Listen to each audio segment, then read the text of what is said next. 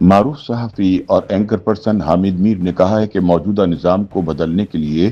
پاکستان کو مزید آئینی ترمیم کی نہیں بلکہ ایک گرینڈ نیشنل ڈائیلاگ کی ضرورت ہے۔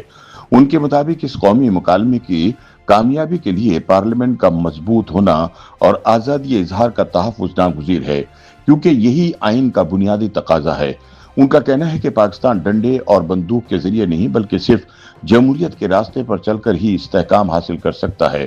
روزنامہ جنگ کے لیے اپنے تجزیے میں حامد میر سوال اٹھاتے ہیں کہ کیا واقعی پاکستان میں پارلیمانی نظام ناکام ہو چکا ہے اور کیا تمام مسائل کا حل صدارتی نظام کے نفاذ میں پوشیدہ ہے۔ ان کے بقول یہ سوالات نئے نہیں بلکہ پاکستان کی سیاسی تاریخ کے آغاز سے ہی مختلف ادوار میں زیر بحث رہے ہیں اور ہر بار ان کے نتائج قوم کے سامنے آ چکے ہیں۔ حامد میر کے مطابق پاکستان کی پہلی قانون ساز اسمبلی نے 1956 کا آئین منظور کیا تھا، جس کے تحت ملک میں وفاق پارلیمانی نظام نافذ کیا گیا، تاہم یہ نظام زیادہ عرصہ برقرار نہ رہ سکا۔ وہ یاد دلاتے ہیں کہ اکتوبر 1958 میں گورنر جنرل سکندر مرزا اور اس وقت کے army chief general Ayub Khan نے مل کر پہلا مارشل لا نافذ کیا، جس کے نتیجے میں نہ صرف آئین منسوخ کر دیا گیا بلکہ پارلیمانی نظام بھی ختم ہو گیا۔ ان کے مطابق اگرچہ اس وقت بیشتر سیاسی جماعتوں نے 1956 کے آئین کی بحالی کا مطالبہ کیا، لیکن جنرل ایوب خان نے سکندر مرزا کو اقتدار سے ہٹا کر مکمل اختیار اپنے ہاتھ میں لے لیا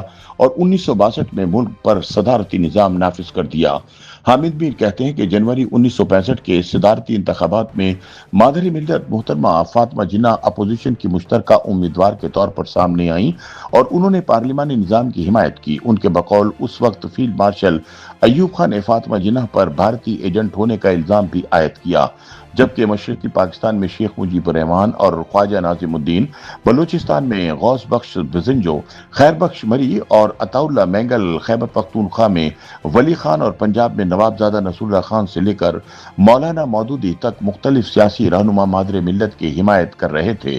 ان کے مطابق ان انتخابات میں دھاندلی کے ذریعے فاطمہ جناح کو شکست دی گئی، جس کے نتیجے میں صدارتی نظام تو کامیاب قرار پایا لیکن پارلیمانی جمہوری روایت کو نقصان پہنچا۔ حامد میر کے مطابق 1969 میں جنرل یحییٰ خان نے اپنے ہی لائے ہوئے صدر جنرل ایوب خان کو اقتدار سے ہٹا دیا اور بعد ازاں 1970 کے عام انتخابات میں عوامی لیگ کو اکثریت ملنے کے باوجود اقتدار منتقل نہ کیا گیا۔ ان کا کہنا ہے کہ اس فیصلے نے فوجی آپریشن، خانہ جنگی، پاک بھارت جنگ اور بالآخر مشرقی پاکستان کی علیحدگی کی صورت میں انتہائی سنگین نتائج پیدا کیے۔ وہ کہتے ہیں کہ سقوط ڈھاکہ کے بعد ذوالفقار علی بھٹو نے اپوزیشن کے تعاون سے 1973 کا متفقہ آئین تشکیل دیا، جس کے ذریعے پاکستان ایک مرتبہ پھر وفاقی پارلیمانی نظام کی طرف واپس آیا، تاہم اس آئین پر بھی مکمل طور پر عمل درآمد نہ ہو سکا۔ حامد میر کے مطابق اس دور میں بلوچستان اور خیبر پختونخوا کی منتخب مخلوط حکومتوں کو مدت پوری کرنے کا موقع نہ ملا،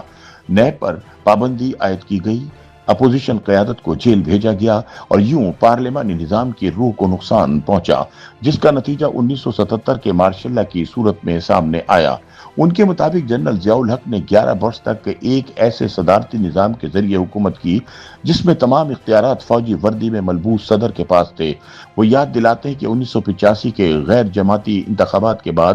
8ویں آئینی ترمیم کے ذریعے صدر کو وزیر اعظم سے زیادہ اختیارات دیے گئے اور بعد ازاں انہی اختیارات کو استعمال کرتے ہوئے پہلے محمد خان جونیجو، پھر بے نظیر بھٹو، نواز شریف اور دوبارہ بے نظیر بھٹو کی حکومتیں مختلف ادوار میں برطرف کی گئیں۔ حامد میر کے مطابق 1999 میں جنرل پرویز مشرف نے فوجی بغاوت کے ذریعے اقتدار سنبھالا اور اگرچہ 2002 میں انتخابات کروائے گئے لیکن اصل اختیارات بدستور فوجی صدر کے پاس رہے۔ وہ کہتے ہیں کہ 2008 میں جمہوری حکومت کے قیام کے بعد صدر آصف علی زرداری نے میثاق جمہوریت کے مطابق صدر کے اختیارات وزیر اعظم کو واپس منتقل کرنے کا فیصلہ کیا۔ ان کے مطابق اگرچہ اس فیصلے کی مخالفت بھی ہوئی، تاہم بالآخر 18ویں آئینی ترمیم کے ذریعے پارلیمانی نظام کو مضبوط بنانے کی کوشش کی گئی اور یہ امید پیدا ہوئی کہ ملک میں جمہوری استحکام آئے گا، لیکن یہ امید پوری نہ ہو سکی۔ हामिद मीर अपने तजिए में एक जाती वाकया भी बयान करते हैं। उनके मुताबिक 2011 में उस वक्त के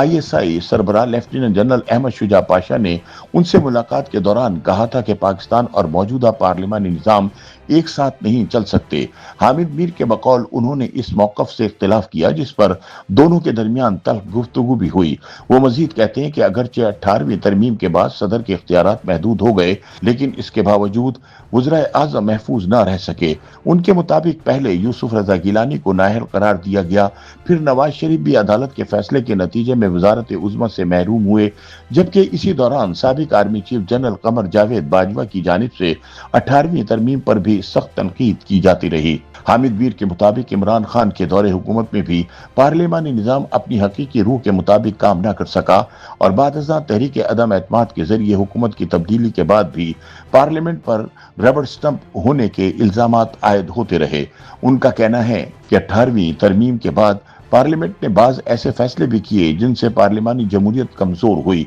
जिनमें फौजी क़यादत को तौसी देने और पीका एक्ट 2025 जैसे मुतनाज़ा कवानीन की मंजूरी शामिल है। हामिद मीर के मुताबिक हकीकत यह है कि फौजी आमिरों का निफाज करदा सदारती निज़ाम पाकिस्तान में बारहा नाकाम हो चुका है, जबकि मौजूदा सियासी अशराफिया ने पार्लिमानी निज़ाम को भी इसकी असल रूह के मुताबिक चलाने में कामयाबी हासिल नहीं की। उनके बकौल सिंध से बलूचिस्तान तक 18वीं तरमीम के समरात पूरी तरह दिखाई नहीं देते और पंजाब और इस्लामाबाद में बल्दियाती इंतखाबात का मुसलसल इल्तवा भी जमहूरी निज़ाम की कमजोरी की अलामत है। उन्होंने इस बात पर जोर दिया कि तमाम तर कमजोरियों के बावजूद 1973 का आइन आज भी पाकिस्तान की वाहिद मुतफक्का कौमी दस्तावेज है, जिसे 3 मरतबा मअतल या तोड़ा गया मगर हर बार बहाल कर लिया गया। उनके मुताबिक अगर इस आइन पर इसकी असल रूह के मुताबिक अमल किया जाए तो मुल्क के बेशतर मसाइल का हल निकाला जा सकता है। हामिद मीर का कहना है कि पाकिस्तान इस वक्त ना किसी नए आइन का मुतहम्मिल हो सकता है और ना ही किसी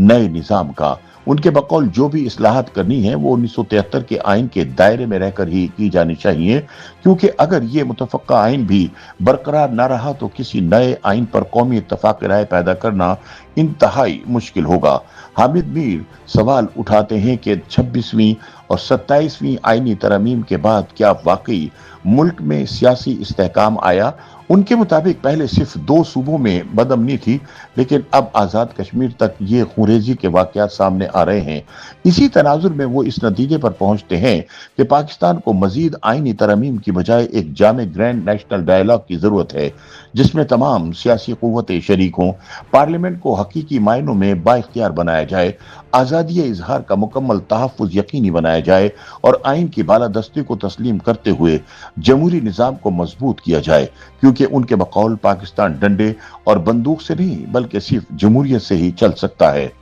YouTube पर गूगली न्यूज देखने के लिए youtube.com की सर्च बार में गूगली न्यूज टीवी टाइप करें। गूगली न्यूज के पेज पर सुर्ख रंग के सब्सक्रिप्शन वाले बटन पर क्लिक करना ना भूलिए। YouTube पेज पर अपलोड होने वाली वीडियोस से बाखबर रहने के लिए बेल आइकन पर क्लिक कीजिए। आपको हर नई वीडियो के बारे में नोटिफिकेशन मौसूल हो जाएगा।